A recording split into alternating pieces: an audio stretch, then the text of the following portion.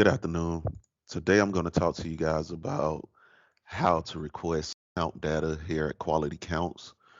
I'll talk to you about two different ways to request this data, and that's through email or through our Myqc portal, which you can see displayed on the screen. I'll start talking about emails. When requesting counts via email, you're simply just sending an email to your local QC manager in the area that you're looking to have the work done.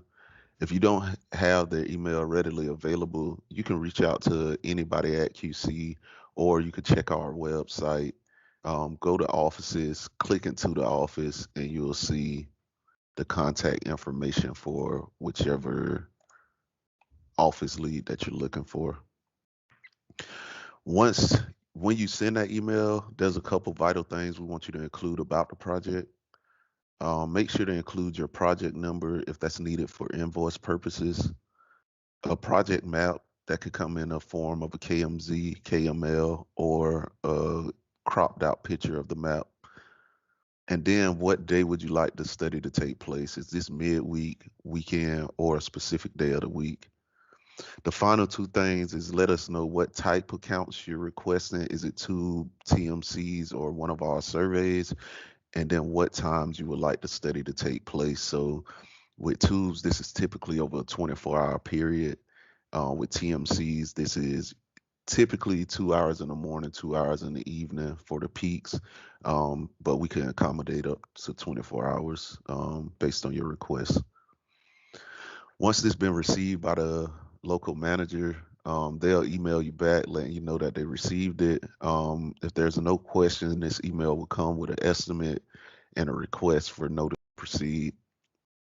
Once we have notice to proceed, we'll provide you with the schedule of when the work will take place, what the due date will be, and then we'll keep you up to speed on the project as it goes through the project life cycle. So email is pretty straightforward.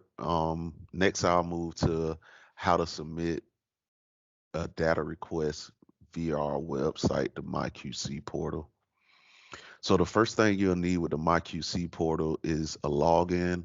If you don't have a login, just reach out to your local manager and they'll be able to set you up and provide a login for you.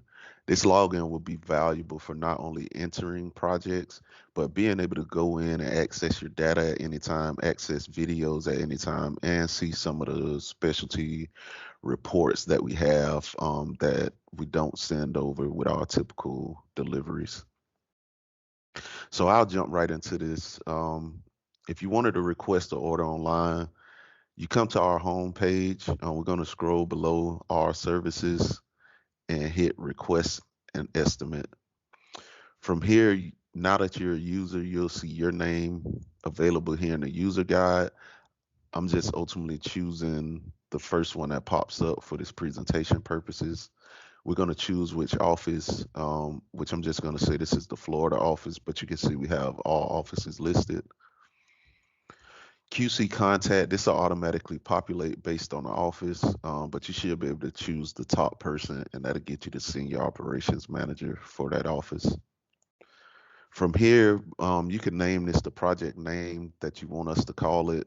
This will be displayed on the presentations of the data later on. So this, if you want a specific name on there, you want to make sure to specify that here. Choose your ideal delivery date. We just choose it on the calendar. And then if there's any project number that you have for invoice purposes that you want us to include on the invoice, you'll enter it here.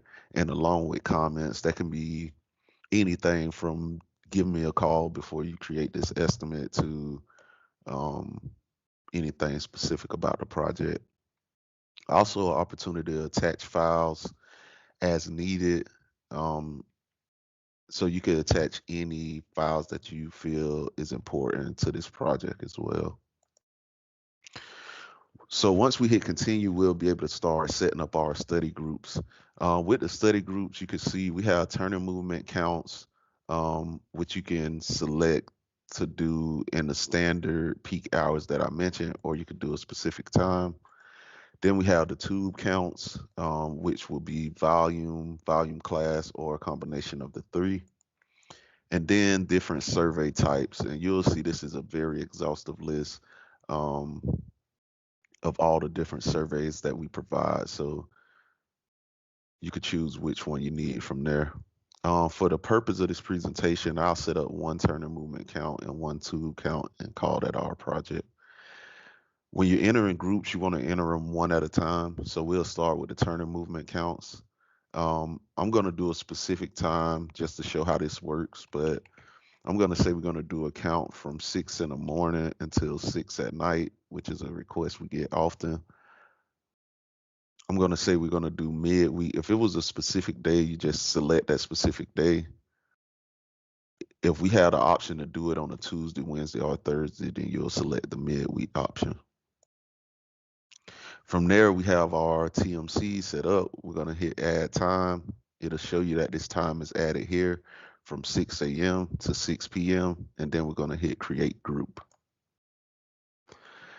So now that we have a group created, it's going to tell you that you need to select one location to submit this request. When selecting the location, we know this is for a turning movement count, so we'll just scroll down to an intersection in Orlando, just for this project's sake. And you're going to right click at the location that you want the pin to drop. You'll see this automatically populates the locations, and we'll do multiple just to give you an idea. We'll do one here. We'll do one here.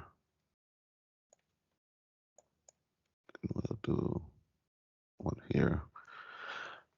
So now that we have all the locations selected, they'll show on the map.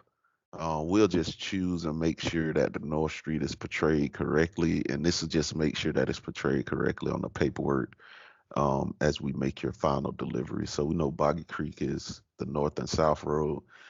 This is a convenient arrow that just switches the locations without you having to type everything in. So we're going to switch those as needed. And we'll update this location to maybe call it driveway parking.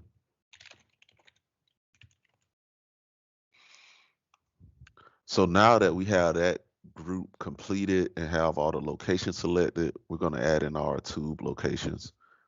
We're going to do that by simply clicking turning movement counts. Sorry about that. Tube counts. And then we're going to add a group. Now that we're in a group, we're going to select tube counts, and we're going to say this is a volume class for 72 hours. You'll see that this option is days or hours. So you could say 3 days or 72 hours. And again, we're going to say this is midweek. We're going to add the time period, and we can see we have a midweek 3-day count. Hit create the group, and same message for us to add in a location. So for this one, we'll just do a count in the middle of these two turning movement counts. And we'll do one on this end as well. Simply, again, right click, it drops down the pin, and then you'll name them as you like to see them in your report here. So now that we have our project completed, we'll hit submit request. And while it's generating, I'll talk about what happens on our end when you hit submit request. This basically creates an email that goes out to the manager that you selected. That manager will be able to come in, see this project, and ultimately create an estimate for it, put in all the prices, hours based off of our rate sheet. This is where they'll be able to develop your estimate and send back over to you. Once this process is set up and completed, we'll move back to the process that I talked about in the email section. The manager will reach out with the estimate and then follow the project life cycle after that. If you have any questions about this, feel free to reach out to your local manager, or you can reach out to me. My name is Rod Jones at rjones@qualitycounts.net. Thank you.